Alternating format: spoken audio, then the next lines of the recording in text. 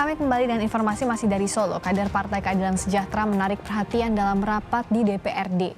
Ia mengenakan kemeja yang identik dengan baju pendukung Gibran. Kader itu pun dicopot dari jabatan sekretaris fraksi.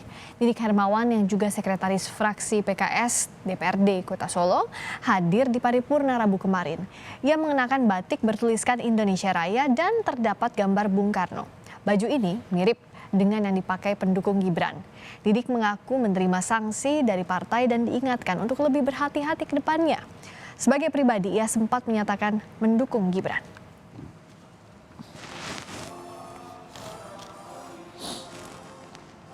Pada Kamis siang, fraksi PKS menggelar rapat tertutup untuk membahas hal ini. Dan hasilnya Didik mendapatkan sejumlah sanksi, termasuk dicopot dari jabatannya sebagai sekretaris fraksi. PKS sejauh ini belum menentukan dukungan kepada bakal calon wali kota Solo.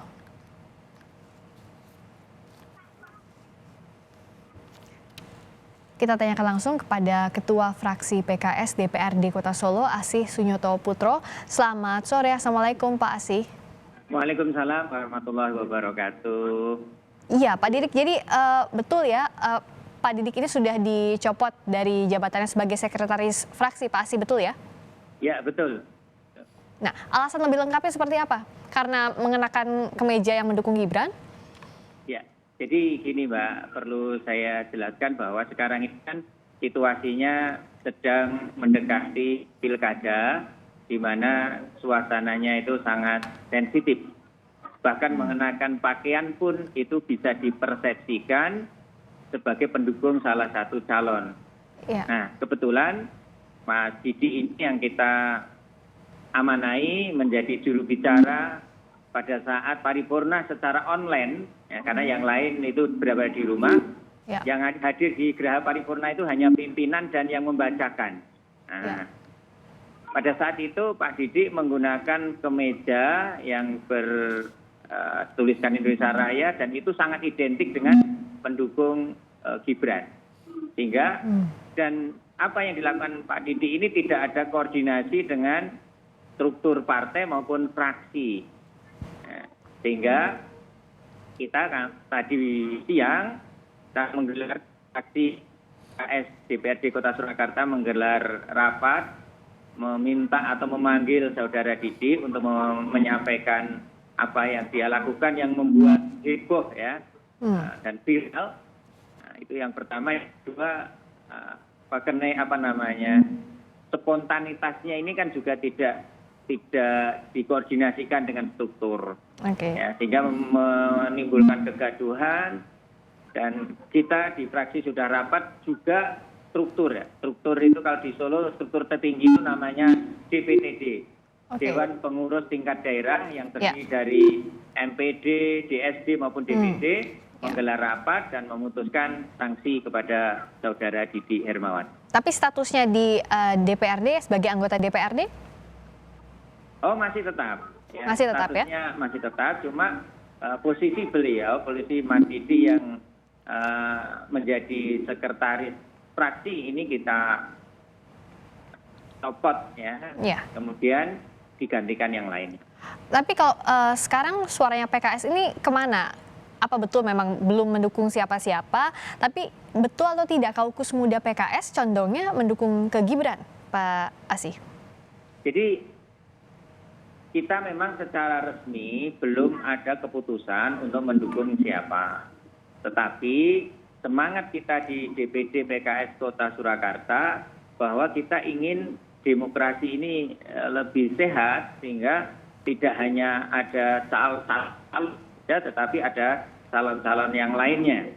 Sehingga kita ingin menjadi kekuatan penyeimbang, ya, kekuatan penyeimbang. Dan survei sudah kita lakukan, ya, memang ada nama Pak Purnomo, ada Gibran, tetapi kita belum memutuskan untuk mendukung siapa. Gitu. Kita sedang menjalin komunikasi dengan partai-partai lain.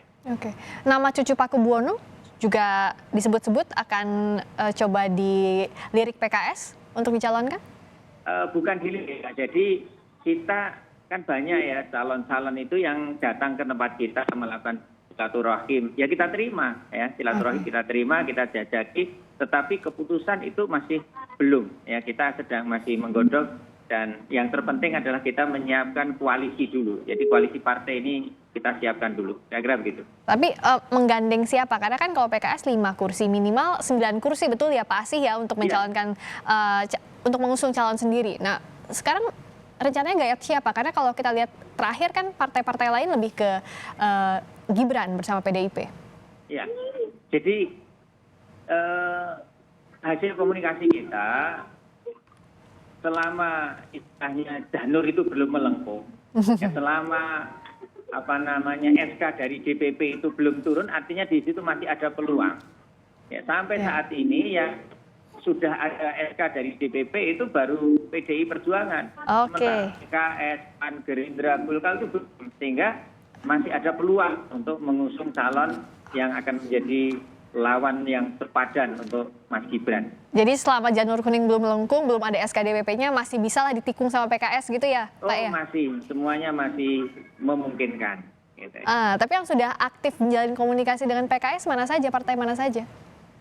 Nah kita kan selama ini sudah berkomunikasi dengan Gerindra, dengan PAN, dengan Golkar, yang itu masing-masing memiliki 3 kursi.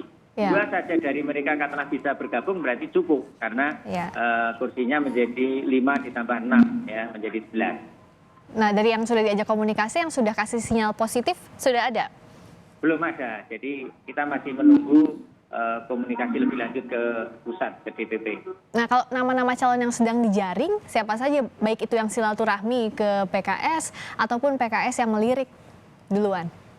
Ya, kita melihat ada sosok yang punya kans yang kuat untuk bisa melawan Mas Gibran ini, ya salah satunya adalah Pak Purnomo.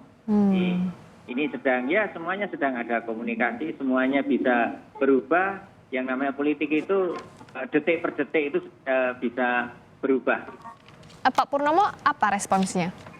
Karena agak berat juga tentu kan dari PDIP yang ke Gibran, tapi PKS coba menarik.